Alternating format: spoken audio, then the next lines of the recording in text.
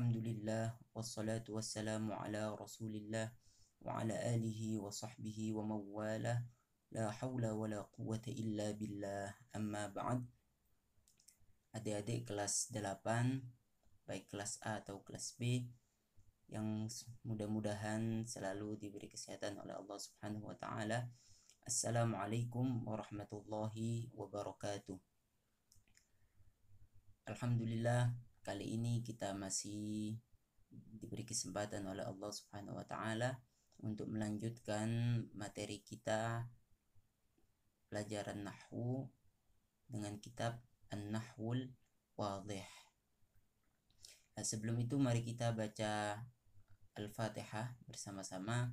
Kita hadiahkan kepada guru-guru kita, orang tua kita, begitu juga kepada muallif dan orang-orang yang kita cintai. Al-Fatihah. A'udzu billahi minasyaitonir rajim. Bismillahirrahmanirrahim. Alhamdulillahi rabbil alamin arrahmanir rahim maliki yaumiddin. Iyyaka na'budu wa iyyaka nasta'in. Ihdinas siratal mustaqim. Siratal ladzina an'amta 'alaihim ghairil maghdubi 'alaihim waladdallin. Amin. Baik, pada pertemuan kali ini saya tidak masuk pada pembahasan baru, tapi saya akan mengulang kembali materi yang sudah saya jelaskan, pada pertemuan sebelumnya. Karena sebagian di antara kalian kemarin ada yang bilang masih kurang paham mengenai bab atau pembahasan yang sudah kita sampaikan minggu lalu, yaitu jadi kali ini kita masih membahas tentang al-jumlatul mufidah.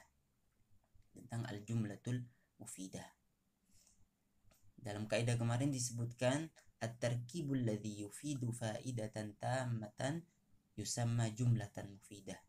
Jadi jumlah mufidah adalah susunan kata. Nah, sederhananya perhatikan. Sederhananya jumlah mufidah itu susunan kata yang memberikan pemahaman secara sempurna. Jadi susunan itu dinamakan jumlah mufidah. Kalau dalam bahasa Indonesia, susunan kata dinamakan kalimat. Tapi kalau dalam ilmu nahwu, susunan kata tersebut disebut dengan jumlah mufidah atau disebut dengan kalam. Nah, sementara bagian-bagian yang ada dalam jumlah mufidah itu dinamakan kalimah. Kalau dalam bahasa Indonesia disebut dengan kata. Contohnya, kita masuk pada contoh. Al-bustanu jamilun. Al-bustanu jamilun. Al-bustan ini artinya taman. Jamilun artinya indah. Kalau dalam bahasa Indonesia, al-bustanu jamilun ini disebut dengan kalimat. Sedangkan susunan ini, bustan, ini dinamakan kata. Jamilun dinamakan kata kalau dalam bahasa Indonesia. Tapi kalau dalam bahasa Arab, bustan disebut dengan kalimah. Jamil ini kalimah kedua. Dan susunan al-bustanu jamilun dalam bahasa Arab disebut dengan jumlah mufidah. Mudah ya? Contoh misalkan kalau dalam bahasa Indonesia misalnya Hanafi makan nasi. Jadi susunan Hanafi makan nasi kalau dalam bahasa Indonesia disebut dengan kalimat. Tapi kalau dalam bahasa Arab disebut dengan jumlah mufidah.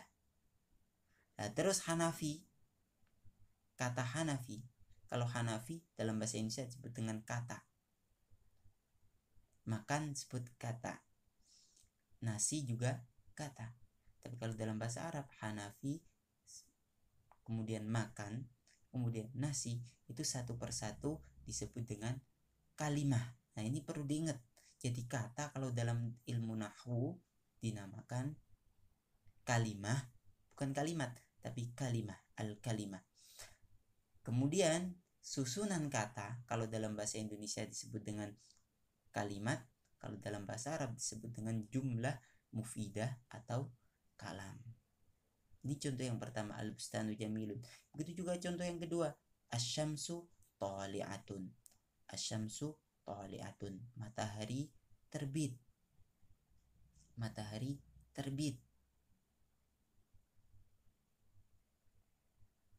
Nah, matahari terbit, susunan ini disebut dengan jumlah mufidah karena dia termasuk susunan kata yang memberikan pemahaman secara sempurna. Jadi perlu diingat, kalau jumlah mufidah dalam bahasa Arab, dalam ilmu nahwu itu bisa dikatakan jumlah mufidah kalau dia bisa memberikan pemahaman secara sempurna. Dengan kata lain,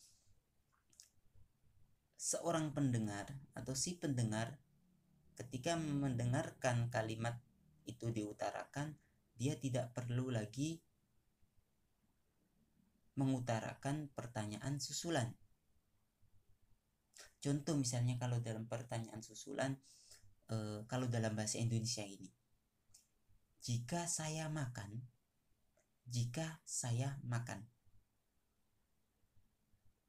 kira-kira kalau kita mendengarkan itu, ini pernyataan sudah memberikan pernyataan sempurna belum?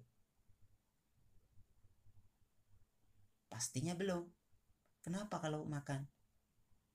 Nah, maka kalau susunan kata demikian, jika Zaid makan atau jika saya makan, ini dalam bahasa Arab, dalam ilmu nahwu tidak bisa dikatakan sebagai jumlah mufidah. Tidak bisa disebut dengan jumlah mufidah atau kalam, sebab dia tidak bisa memberikan pemahaman secara sempurna.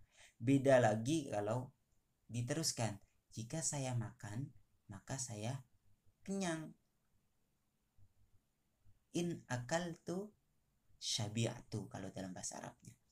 In akaltu syabi'atu. Kalau saya makan, maka saya kenyang. Nah, ini dalam bahasa Arab disebut jumlah mufidah atau kalam karena dia memberikan pemahaman secara sempurna. Baik, kemarin kita ada 2 kaidah. Saya ulangi lagi. Jadi kaidah yang pertama, at-tarkibul ladzi yufidu faidatan tammatan. Susunan alladzi yufid yang memberikan faidatan tammah, memberikan pemahaman atau faedah yang sempurna, yusamma disebut dengan jumlatan mufidah. Disebut jumlah mufidah. Wa yusamma aidon dan disebut juga kalaman. Kalam. Jadi ada 2 istilah. Susunan kata yang memberikan pemahaman. Kata kalau dalam bahasa Indonesia ya. Kalau dalam bahasa Arab, susunan kalimah yang memberikan pemahaman secara sempurna. Itu istilahnya ada 2. Bisa jumlah mufidah pertama. Yang kedua bisa disebut juga dengan kalam. Nah, selanjutnya yang kedua, al-jumlatul mufidah. Kaidah yang kedua, al-jumlatul mufidah. Jumlah mufidah ini qad tatarokkabu, terkadang tersusun min kalimatain, dari 2 kalimat. Kalau dalam bahasa Indonesia terkadang tersusun dari 2 kata. Tapi istilahnya kalau dalam ilmu nahwu bukan tersusun dari 2 kata, tapi tersusun dari 2 kalimat. Qad tatarokkabu, dan terkadang tersusun min aktsar, lebih dari 2 kalimat. Wa kullu kalimatin, dan setiap kalimat atau dalam bahasa Indonesia setiap kata fiha yang ada dalam jumlah mufidah tu'addu juz'an minha, termasuk bagian dari jumlah mufidah. Jadi secara sederhananya kita menggunakan logika bahasa Indonesia dulu ya, menggunakan istilah bahasa Indonesia. Jadi kalimat itu bisa dinamakan suatu susunan itu bisa dinamakan kalimat manakala tersusun minimal 2 kata.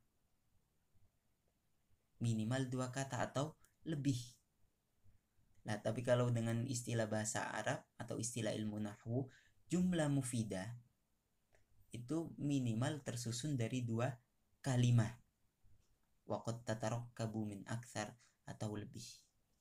Nah, ini 2 kaidah ini nanti kalian hafalkan dan distorkan, dibuat audio atau video, nanti distorkan di PC.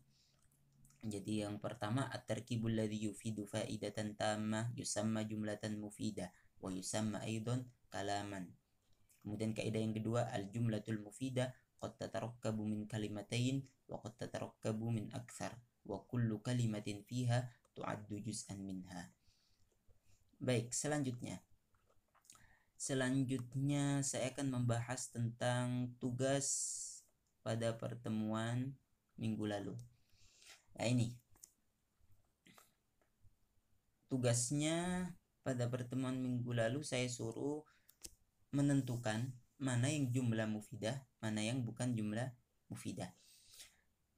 Contoh yang pertama, ini saya akan bahas cukup 1, 2 atau 3 untuk menambah pemahaman kalian. Yang pertama, laisal jawwu. Laisal jawwu. Laisa di sini artinya tidak. Al-jawwu artinya udara. Jadi artinya laisal jawwu, tidaklah udara. Nah, ini saya tanya, ini kira-kira masuk jumlah mufidah enggak? Jadi jumlah mufidah tadi kan definisinya susunan kata yang memberikan pemahaman secara sempurna. Kita perhatikan, laisal jawwu. Di sini ada 2 kata, atau dalam istilah nahwu ada 2 kalimat. Kalimat yang pertama laisa artinya tidak. Kalimat yang kedua al-jawwu artinya udara.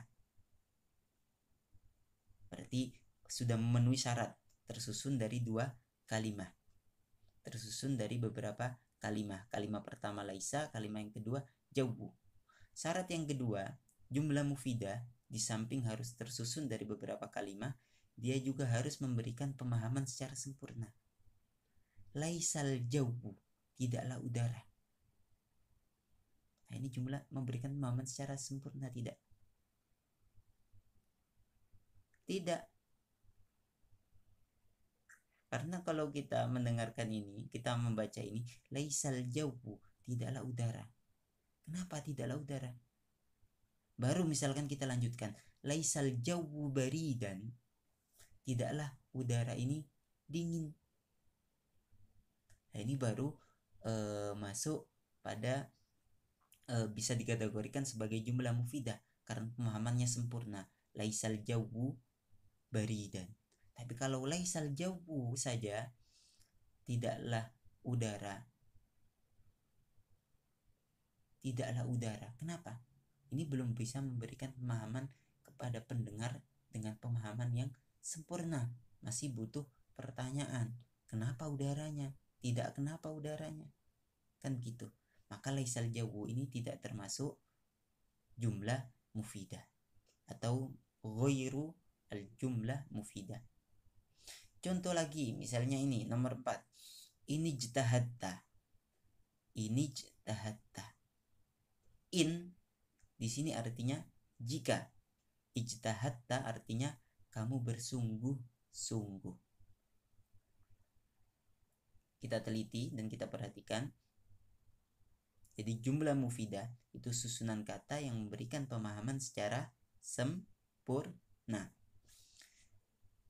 Yang pertama, ini termasuk jumlah mufidah atau bukan? Pertama kita lihat ada susunan kata enggak? Di sini ada 2 kata. Pertama in artinya jika, ijtahadta artinya kamu bersungguh-sungguh. Jadi di sini ada 2 kata, ada in, ada ijtahadta. Tapi masalahnya, apakah dia memberikan pemahaman secara sempurna? Tidak, karena artinya ini ijtahadta jika kamu bersungguh-sungguh. Kalau kita dengar ini, orang bilang ini, kita masih butuh pertanyaan, kenapa jika kalau kamu bersungguh-sungguh? Misalnya kita lanjutkan, ini ijtahadta tanjah.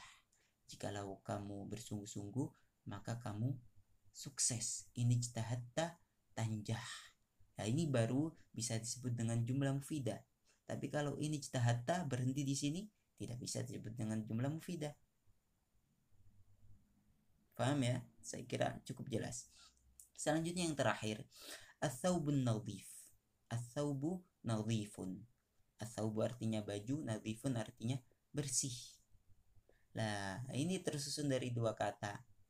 Maaf, atau dalam istilah bahasa Arab disebut tersusun dari dua kalimah. Kalimah pertama tsaub, kalimah yang kedua nadhif. Artinya ats-tsaubu nadhifun, baju itu bersih. Nah, kalimat ini atau susunan dari beberapa kalimat ini memberikan pemahaman yang sempurna, maka bisa disebut dengan jumlah mufidah. Paham? Saya kira cukup jelas. Untuk ini saya ulangi lagi karena dari sebagian kalian kemarin masih ada yang bertanya-tanya dan masih kurang paham katanya gitu. Nah, saya kira cukup ini untuk pengulangan biar kita nanti tidak lanjut pada pembahasan setelahnya, sementara pelajaran sebelumnya masih belum paham. Ya, saya kira cukup ini, dan tugas kalian yaitu untuk pertemuan kali ini cukup ya seperti biasa. Jadi mungkin ada keterangan-keterangan itu dicatat. Ya, intinya kalau tadi secara kesimpulan bahwasannya kalimah kata kalau dalam bahasa Indonesia, kalau dalam ilmu nahwu diistilahkan dengan kalimah. Sedangkan kalimat kalau dalam bahasa Indonesia itu dalam istilah nahwu disebut dengan jumlah mufidah. Tapi jumlah mufidah bisa dikatakan jumlah mufidah dengan syarat ia bisa memberikan pemahaman secara sempurna. Nah, kali ini tugas kalian menghafal dua kaidah ini, yaitu kaidah yang pertama, at-tarkibul ladzi yufidu faidatan tammah yusamma jumlatan mufidah wa yusamma aidan kalaman. Ini tugas yang sangat mudah ini bagi kalian tentunya. Yang kedua, al-jumlatul mufidah qad tatarakkabu min kalimatain wa qad tatarakkabu min aktsar wa kullu kalimatin fiha tu'addu juz'an minha. Saya kira ini yang bisa saya sampaikan. Mudah-mudahan bisa dipahami dengan baik. Kalau memang ada pertanyaan, saya siap kapanpun, baik lewat WA atau lewat GC. Insya Allah kalau memang nggak ada udzur akan saya jawab. Dan kalian juga saya harap sangat untuk selalu aktif. Jadi jangan nggak paham dilewatin begitu saja. Saya kira itu mudah-mudahan bermanfaat. Wassallallahu ala sayyidina Muhammadin walhamdulillahi rabbil alamin. Assalamualaikum warahmatullahi wabarakatuh. ربنا اعترفنا بأننا اقترفنا وأننا أسرفنا على لظى أشرفنا فاتب علينا توبة تغسل لكل حوبة واستر لنا العورات وآمن الروعات واغفر لوالدينا ربي ومولودينا والأهل والإخوان وسائر الخلان وكل ذي محبة أو جيرة أو صحبة والمسلمين أجمع آمين ربي يسمع فضلا وجودا منا لا باكتساب منا بالمصطفى الرسول نحظى بكل سول صلى وسلم ربي عليه عد الحب وآله والصحب عداد طش السحب والحمد للإله في البدء والتناهي.